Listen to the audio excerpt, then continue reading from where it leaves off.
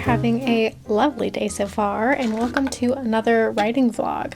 Today we're going to be plotting an entire fantasy book together, and so yeah, sorry my hair's a little crazy. I was just blow drying it after the shower, but we're gonna get going almost immediately. We're going to a cafe, one of the ones we went to in a past video, where I was surprised that they did not have laptops allowed from like 10 a.m. to 2 p.m. on weekend days, but it's okay because plotting is a manual exercise, so we're gonna get some pen and paper out and get writing.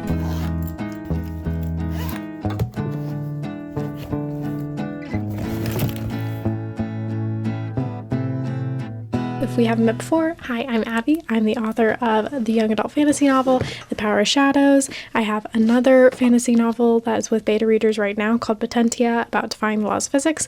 And then this book we're going to be plotting today is the sequel to The Power of Shadows. So for those of you who are new here, The Power of Shadows came out about 2 years ago, and I finished writing it 3 years ago. And I'd originally thought that I wanted to do traditional publishing, and so I did a whole querying journey, but I did decide that I wanted it out in the world whether or not it would go through a traditional publishing house, which is why I ended up publishing it in 2023.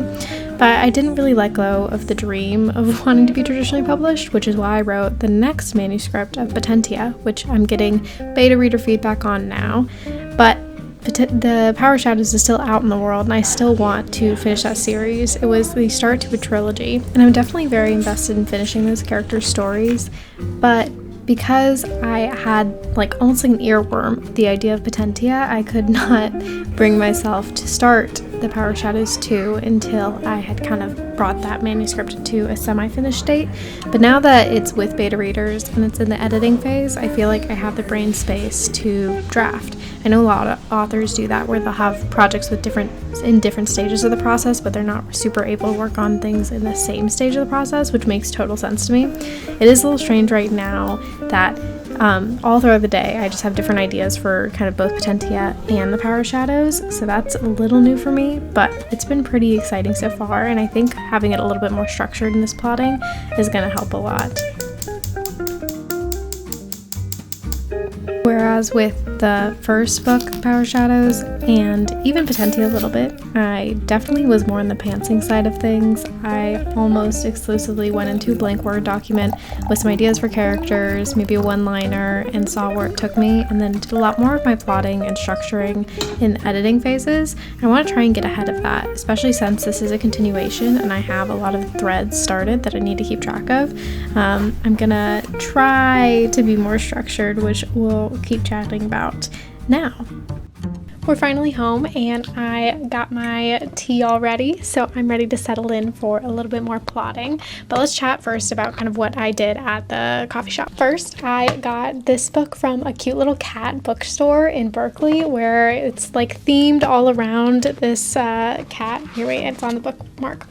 She just sits at the front desk, and she is so pretty and so talented and well behaved. But anyways, it's a new craft book. Almost that entire shelf up here above me is just like craft books, so I'm a little bit obsessed. But I always love reading and starting, especially a plotting session or a writing session, with reading a chapter of a craft book, because even if it's repeating things you've said before, I find it always makes me think about my story in a new way, or as I'm reading kind of the advice or the structuring or things like that, it gives me ideas and lets my brain kind of work in like the subconscious side, where I'll be reading the words and that's what's, preeminently in the front of my thought process, but in the background my brain is just working through the problem and thinking through all the different things that I need to do. So that was a fantastic way to start. Also, I'm just so pleased with how my hair air dried. You saw it. We saw it this morning. It was not looking great after the shower, but a little walk and it worked out. Here's another angle of my writing desk, because I thought you might get bored with me just talking from the same angle I always do. Let me try and clip this. Okay, that works. Anyways, next what I did is I went through and just wrote kind of one pager. I referred to some notes that I had from almost 2 years ago now. Because this is a sequel, I had kind of plotted out based on the Save the Cat beat sheet, which actually, let me grab that. Anyways, I had plotted it based on the Save the Cat beat sheet. So I had the general arc of the story already laid out, and flipping through, I don't know why, literally every time I forget that I've bookmarked the exact spot where this page is, and I will flip through it again. But I mapped it out based on this beat sheet. So I did the opening image and the catalyst, breaking into two, and I figured out the kind of scenes that would go at every one of those plot points, which is new for me. Normally I'm not very much a plotter. Like, this is the most organized I've ever been before starting a story, but this was like 2 years ago.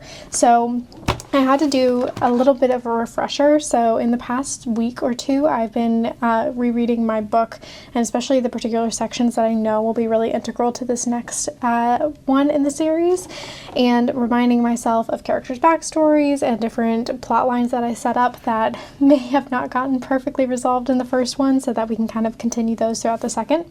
So I started off looking at these notes and the notes I've taken over the past week, just kind of like flipping through my book and figuring out, you know, what I needed to know.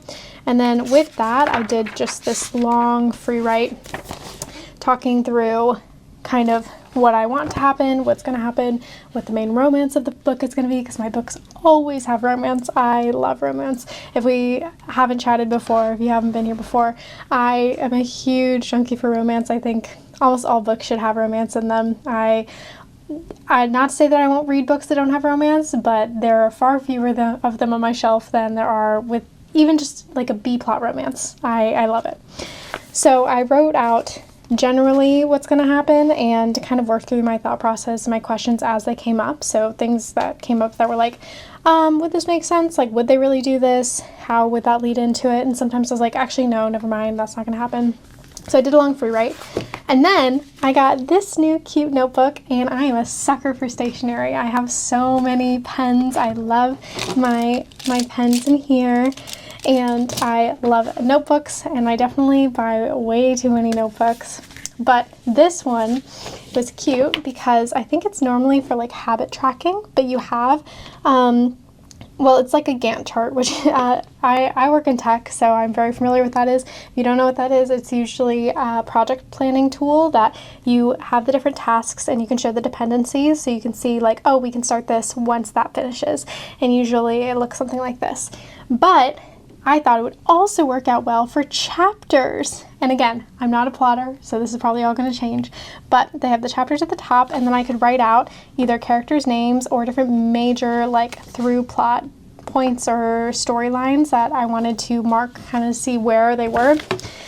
And that's what I did. I wrote out kind of at the top what the chapters theoretically would be, and then I have like main character names and marked the different scenes that they would be in, and then at the top I also drew X's for the Save the Cat story beat, like when they would come. So we have the midpoint, and as I was writing this I kind of had to correct. I had put based on the chapters, like all the way through to where the Dark Night of the Soul is, and then the break into 3. But then as I was writing out the chapters and like kind of like high level, a quick phrase and what I think would happen in the chapters, I realized that really with the story that I wrote, I need to move that back. So I don't know if these are going to be an exact one-to-one mapping with what the actual chapters will end up being, but I do know that generally this is kind of what's going to happen, and I think this part's going to be a little bit extended. I think that the midpoint might be something slightly different in the middle of this, because right now it's far too close to the Dark Night of the Soul, and I really do think that kind of what I wrote should be the Dark Night of the Soul. But if we're kind of thinking about what this book will be like, I really liked the ACOTAR series. I like devoured it. And so I think this book ideally would be kind of like A Court of Mist and Fury, the kind of book where somebody gets to deal with their trauma a little bit and have more of an extended timeline.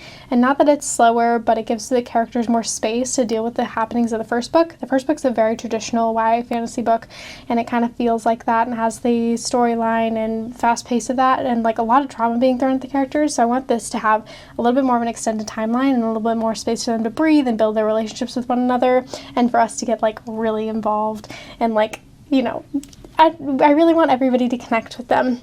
And in my reviews, which I know people like are like, don't go read your reviews after you publish your book, but I did see that there's like some people thought it was a little bit too fast paced at the end, which to be fair, we're switching it again because I was talking for so long, but to be fair, I think that I may have messed up the pacing when I was doing my querying journey because I was trying to cut it down so much to 100k words. It's because generally your debut shouldn't be longer than that, and then when I went back to self-publish, I just didn't. I kept the editing, and I definitely did a lot more editing afterwards to make it publication ready, but I kind of kept the pacing and tried to keep it shorter when I think I could have extended it so that it had the proper time and space in the third act. Besides the point, for plotting this one, I want to give the characters a little bit more time and space. So now I'm going to go into Scrivener and start adding all of the scenes into the Scrivener doc so I can kind of see the chapters and be able to outline it there. And last thing I forgot to mention before today, I had also done another kind of a free write exercise, writing down a bunch of different notes. And this was when I was reading through and taking notes on people's backstories, but I also kind of like brainstormed the new character names that I would need and just like randomly kept whenever a thought crossed my mind of something that I would want to be in this next book, I would jot it down here so that I could kind of synthesize it and collect all of it.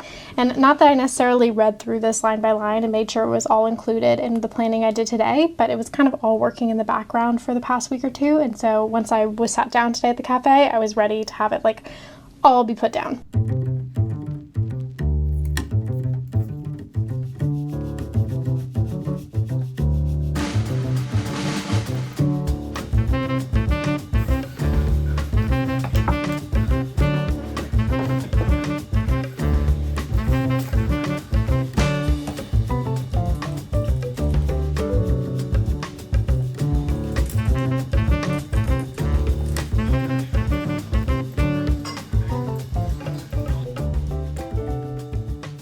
Okay, the sun is setting and it's time for dinner, but I am mostly done. Now again, I've never done kind of this level of plotting, so I'm probably stopping before most plotters would continue on, but I got all the scenes written down into Scrivener from kind of this paper. And I'm still going to use this, but it's better to have them kind of where I'm going to write it exactly.